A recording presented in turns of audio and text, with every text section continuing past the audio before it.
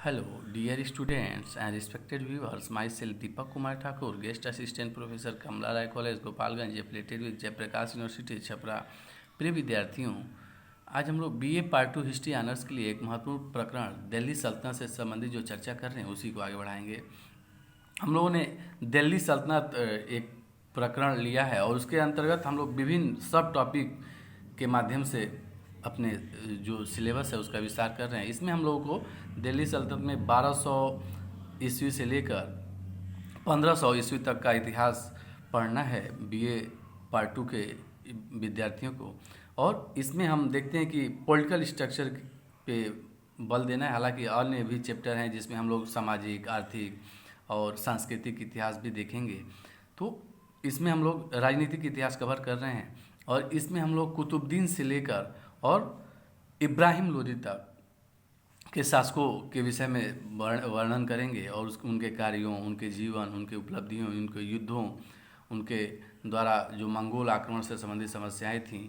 और इसी के साथ साथ हम लोग अगर कोई जैसे इल्तुतमिश के प्रशासनिक व्यवस्था में इक्ता व्यवस्था का महत्वपूर्ण रोल था उसको करते चलेंगे और फिर बाद में एक एकीकृत रूप से प्रशासनिक व्यवस्था का वर्णन कर लेंगे और विभिन्न प्रकार की व्यवस्थाओं का वर्णन कर लेंगे। तो आइए हम लोग प्रकरण को आगे बढ़ाते हुए देखते हैं कि अब तक हम लोगों ने इल्तुतमिश के उत्तराधिकारियों के अंतर्गत मुइजुद्दीन बहराम शाह, अलाउद्दीन मसूद शाह और अलाउद्दीन मसूद शाह तक चर्चा हम लोग कर लिया। उसके पहले हम लोगों ने रजिया, रुकनुद्दीन फिरोज शाह और रजिया के विषय में चर्चा कर लिया था। तो इस लेक्चर में हम लोग नासिरुद्दीन महमूद से संबंधित जो भी तथ्य हैं इसको देखेंगे। नासिरुद्दीन महमूद 10 जून 1246 ईस्वी को 16 वर्ष की अवस्था में सिंहासन पर बैठा और उसके सुल्तान बनने के समय से राज्य शक्ति के लिए जो संघर्ष सुल्तान एवं उसके तुर्की सरदारों के मध्य चल रहा था वह समाप्त हो गया। सुल्तान ने स्वयं कभी शासन नहीं किया। हालांकि यह समाप्त होने का प्रश्न है कि जो अभी के जो 1236 ईस्वी से 1246 ईस्वी के मध्य जो उठा पटक था उस पर विराम लग गया। हालांकि हम देखते हैं कि नासिरुद्दीन महमूद भी कठपुतली शासक ही था और इसमें प्रमुख शक्ति बलबन के पास था और बलबन ही सत्ता का उपभोग कर रहा था। तो सुल्तान ने स्वयं कभी शासन नहीं किया, वह शक्ति का अनुयायी रहा। तुर्की सरदार शक्तिशाली थे और बलबन उसका नेता था। उसने राज्य की शक्ति उन्हें और उनके नेता को सौंप दी। यह विचार प्रकट किया गया है कि सुल्तान नासिरुद्दीन महत्वाकांक्षाओं से रहित एक धर्मपरायण व्यक्ति था। वह कुरान की नकल करता था, उसको बेचकर अपनी आय करता था और धार्मिक कार्यों में लगा रहता था। उसकी सादगी और सच्चरित्रता के बारे में अनेक किंवदंतियाँ प्रचलित हुई। ये सब बातें हम लोग नासिरुद्दीन महमूद के विषय में कह रहे हैं। यह कहा गया है कि उसकी पत्नी स्वयं भोजन बनाती थी। एक बार उंगलियों के जल जाने के कारण उसने अपने पति और सुल्तान से एक नौकरानी रखने के लिए कहा, परंतु सुल्तान ने इनकार कर दिया क्योंकि वह राज्य के धन से स्वयं की सुख सुविधाओं पर खर्च नहीं करना चाहता था। परंतु इन किंवदंतियों में अतिशयोक्ति है। सुल्तान की पत्नी तुर्क सरदारों के प्रधान और राज्य के नायब बलबन की पुत्री थी। यह कैसे संभव था कि उसकी सेवाओं में दासियां न हो। फिर सर वुल्जले हेग ने लिखा है कि एक अन्य अवसर पर सुल्तान ने इतिहासकार मिन्हाजुद्दीन की बहन को 40 दास भेंट स्वरूप दिए थे। इस कारण इतना स्वीकार करना पर्याप्त है कि सुल्तान दयालु और सहृदय प्रवृत्ति का था। उसे हस्तलिपि का शौक था जिसके कारण वह कुरान की नकल करता था और सुल्तान के पद के बाह्य ऐश्वर्य के प्रति लालायित होने के बजाय सादगी से संतुष्ट था। परिस्थितियों ने भी उसे इस बात के लिए बाध्य किया था, अन्यथा एक पूर्ण सरल प्रवृत्ति के व्यक्ति को राज्य शासन की इच्छा ही नहीं होनी चाहिए थी। ऐसी स्थिति में नासिरुद्दीन अपनी मां और बलबन के साथ मिलकर मसूद शाह को सिंहासन से उतारने का प्रयत्न करता। वास्तविकता यह थी कि नासिरुद्दीन महत्वाकांक्षी न था और उसमें परिस्थितियों से समझौता करने की समझदारी थी। वह यह समझ सका कि उससे पहले के 4 सुल्तानों के क्या परिणाम हुए। उनमें से प्रत्येक को सिंहासन छोड़ना पड़ा और प्रत्येक का वध हुआ था क्योंकि उन्होंने तुर्की सरदारों की शक्ति का विरोध करने का साहस किया था। 16 वर्ष की अवस्था में नासिरुद्दीन को ठीक मार्ग पर रखने के लिए यह भय पर्याप्त था। इसके अतिरिक्त वह उन तुर्की सरदारों के नेताओं की कृपा से ही सुल्तान बन सका था और वह ठीक प्रकार समझ गया था कि उसकी कृपा से ही वह शासक रह सकता था, अन्यथा इल्तुतमिश के सभी जो इल्तुतमिश के वंश के जो सभी व्यक्ति थे वो अभी मरे नहीं थे, वो भी सत्ता के लिए प्रयास कर सकते थे। इस कारण जिस प्रकार उसने सिंहासन प्राप्त किया था उसी प्रकार कोई अन्य भी सिंहासन प्राप्त करने का प्रयत्न कर सकता था। इतिहासकार इसामी ने नासरुद्दीन की धार्मिक प्रवृत्ति की बहुत प्रशंसा की है, परंतु यह जो वह एक और भी वर्णन करता है कि वह बिना उनकी यानी तुर्क सरदारों की पूर्व आज्ञा के अपना कोई विचार व्यक्त नहीं करता था। वह बिना उनके आदेश के अपने हाथ पैर तक नहीं हिलाता था। वह बिना उनकी जानकारी के न पानी पीता था न सोता था। इसी कारण डॉक्टर खलीक अहमद निजामी ने लिखा है कि आत्मसमर्पण पूर्ण था। और आत्मसमर्पण पूर्ण करने का मतलब कि सत्ता पे बलबन का प्रत्यक्ष रूप से नियंत्रण था। नासरुद्दीन के शासनकाल में कुछ थोड़े समय को छोड़कर शासन सत्ता पूर्णतः उसके नायब बलबन के हाथों में ही रही। आरंभ में बलबन अमीर हाजिब था और अबू बकर वजीर, परंतु वास्तव में शासन सत्ता का प्रयोग बलबन ही करता था। अगस्त 1249 ईस्वी में उसने अपनी पुत्री का विवाह सुल्तान नासरुद्दीन महमूद से कर दिया। इससे अपनी पुत्री का विवाह कर दिया था और उस समय हम देखते हैं कि उसे नाइबे मामलिकात का पद देकर कानूनी रूप से शासन के संपूर्ण अधिकार सौंप दिए गए और उसे उल्लू खां की पदवी से विभूषित किया गया जब वो उसने विवाह कर दिया सुल्तान से, नासरुद्दीन महमूद से अपनी पुत्री का। बलबन के सभी संबंधियों को राज्य में सम्मानित पद दिए गए जिससे वह शासन व्यवस्था पर पूर्ण नियंत्रण रख सके। इस विषय में एक अन्य विचार डॉक्टर ए.बी. पांडे ने प्रस्तुत किया है कि नासरुद्दीन एकमात्र कठपुतली शासक नहीं था, वरन 1255 ईस्वी तक पर्याप्त प्रभावशाली था। अपने विचार के समर्थन में उन्होंने कहा है कि मिनहाज सिराज का कोटेशन दिया है, जब नासरुद्दीन बहराइच का हाकिम था तब उसने हिंदू राजाओं के विरुद्ध अनेक युद्ध किए और कुशलतापूर्वक वहाँ का शासन किया, जिससे वहाँ की जनता सुखी और समृद्ध हुई। 1253 ईस्वी में बलबन को नाइबे मामलिकात के पद से हटाना और उसे पुनः नियुक्त करना भी उसकी शक्ति के प्रयोग के उदाहरण के रूप में प्रस्तुत किए जा सकते हैं। उसने इतिहासकार फरिश्ता के विचार को भी अपने मत के समर्थन में प्रस्तुत किया, जिसने लिखा था कि वह अपने पिता के सिंहासन को सुशोभित करने के लिए अपने वंश के अतिरिक्त अपनी शूरवीरता, योग्यता, विद्वता और अपने अनेक सद्गुणों के कारण विशेष रूप से उपयुक्त था। इसी समय हम देखते हैं कि रायहान वकील राय 1253 ईस्वी में इसका एक प्रसंग आता है कि बलबन को प्राय 1 वर्ष अपने पद से पृथक रहना पड़ा और उस अंतराल में उसे एक भारतीय मुसलमान रायहान ने शासन सत्ता बलबन से ले लिया था। 1249 ईस्वी में बलबन की पुत्री का विवाह सुल्तान से होने, उसके नाइब बनने और उसके संबंधियों को बड़े बड़े पद प्राप्त होने से दरबार के कुछ सरदार उससे ईर्ष्या करने लगे। इस कारण बलबन के विरुद्ध कुछ सरदारों का एक पृथक दल बन गया। उसमें कुछ तुर्की सरदार थे, सुल्तान नासरुद्दीन की मां उनके साथ थी और बाकी अन्य भारतीय मुसलमान थे जिनकी संख्या भी पर्याप्त थी। संभवतः सुल्तान नासरुद्दीन भी उनके साथ हो गया। उस दल का नेतृत्व रायहान कर रहा था और उन सभी सरदारों के कहने से 1253 ईस्वी में सुल्तान ने बलबन को उसके पद से हटा दिया और उसे उसके सूबे हांसी जाने की आज्ञा दी। बाद में उसे नागौर भेज दिया गया। बलबन ने दोनों ही अवसरों पर सुल्तान की आज्ञा का पालन किया। राज्य के अन्य सरदारों के पदों में भी परिवर्तन किया गया। रायहान स्वयं वकीलदार बना और उसका संपूर्ण शासन पर अधिकार हो गया। बलबन के भाई और संबंधियों को भी उनके पदों से हटा दिया गया और उनके स्थान पर नवीन अधिकारियों की नियुक्ति की गई। मलिक मोहम्मद निजाम जुनैदी को वजीर, मिनहाज को हटाकर शमसुद्दीन को मुख्य काजी और भटिंडा तथा सुल्तान की सूबेदारी शेर खां के स्थान पर अरसला खां को दी गई। परंतु रायहान बहुत अधिक समय तक अपनी स्थिति को सुदृढ़ न रख सका। तुर्की सरदार एक भारतीय मुसलमान की सत्ता को सहन न कर सके और उनमें से जो रायहान के साथ हो गए थे वे पुनः बलबन के पक्ष में हो गए। प्रांतीय इक़्तिदारों ने बलबन की सहायता का आश्वासन दिया। 1254 ईस्वी में बलबन और उसके समर्थकों ने अपनी सेनाएं भटिंडा में एकत्रित कर ली और उसके पश्चात दिल्ली की ओर बढ़ना प्रारंभ कर दिया। सुल्तान रायहान को साथ लेकर दिल्ली से बाहर निकला।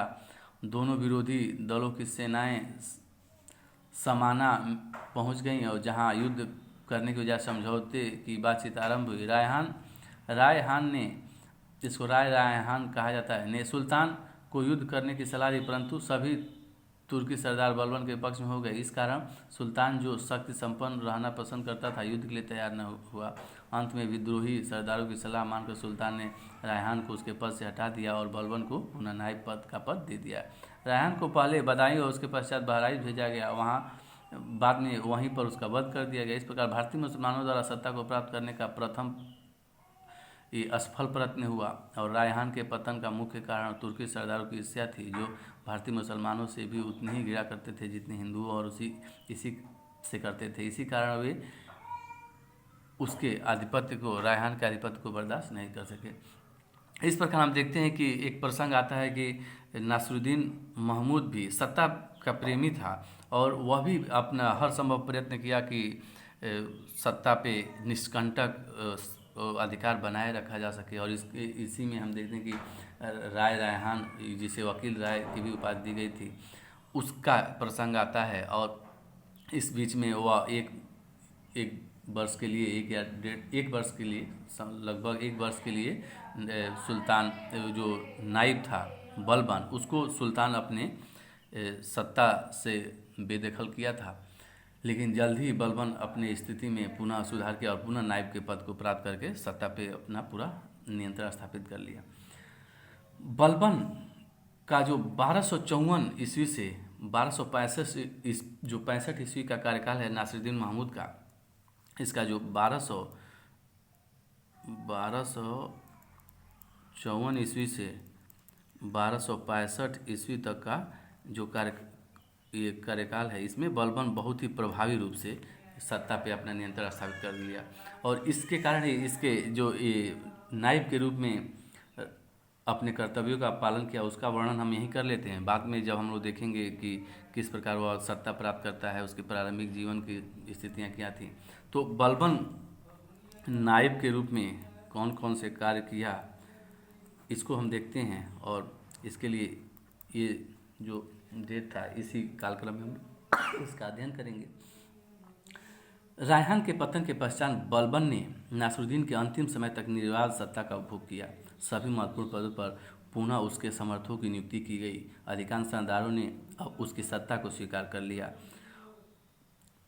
यदि कभी किसी ने विरोध करने का साहस भी किया तो उसे समाप्त कर दिया गया, जैसा कि मलिक कुतुबुद्दीन हसन के साथ हुआ। बलबन ने सुल्तान के छत्र, यानी कि सुल्तान के पद का प्रतीक प्रयोग करने की आज्ञा मांगी थी और सुल्तान ने अपना छत्र उसके प्रयोग के लिए दे दिया था। कुतुबुद्दीन ने उसके विषय में कुछ कह दिया, जिसके कारण बलबन ने उसकी हत्या करवा दी। और इस प्रकार ही हम देखते हैं कि बलबन जब नायब था तभी से उसने रक्त एवं लौह की नीति का प्रतिपादन करना प्रारंभ कर दिया था। और जो तुर्की सरदारों का, जो गुलाम सरदारों का दल था, तुर्कानी चहलगानी, बलबन भी उसका सदस्य था, और उन सरदारों को ख़त्म करके और स्वयं एक निष्कंटक सुल्तान बनने का जो उसका रणनीति था, वो उसी पे कार्य करना प्रारंभ कर दिया। अब हम देखते हैं कि नायब के रूप में बलबन के कार्य क्या क्या रहे। नायब के रूप में बलबन का मुख्य कार्य अपनी स्थिति को सुदृढ़ करना था।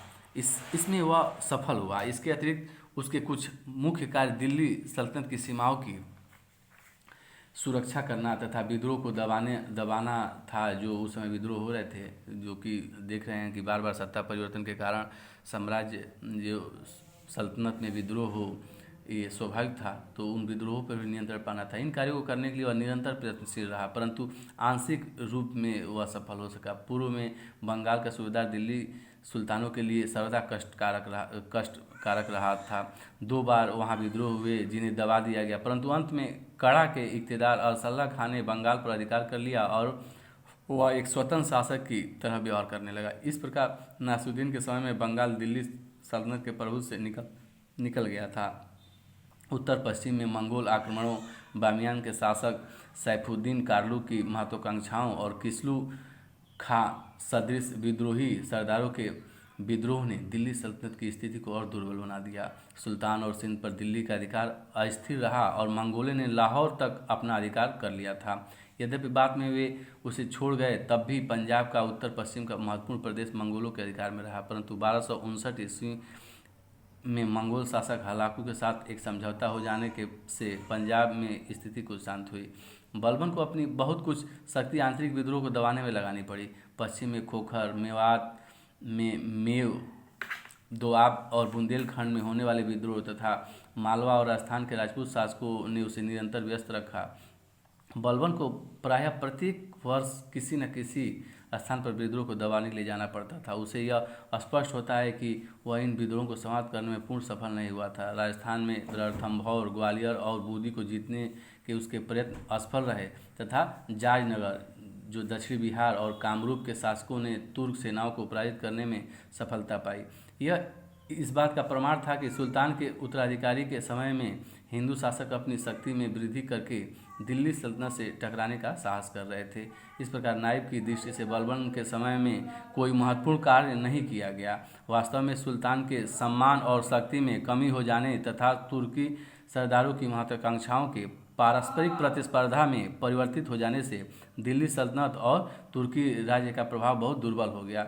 बलबन के लिए यही कार्य यथेष्ट था कि उसने तुर्की राज्य को नष्ट नहीं होने दिया और उसके प्रभाव को स्थापित रखने के लिए प्रयत्नशील रहा।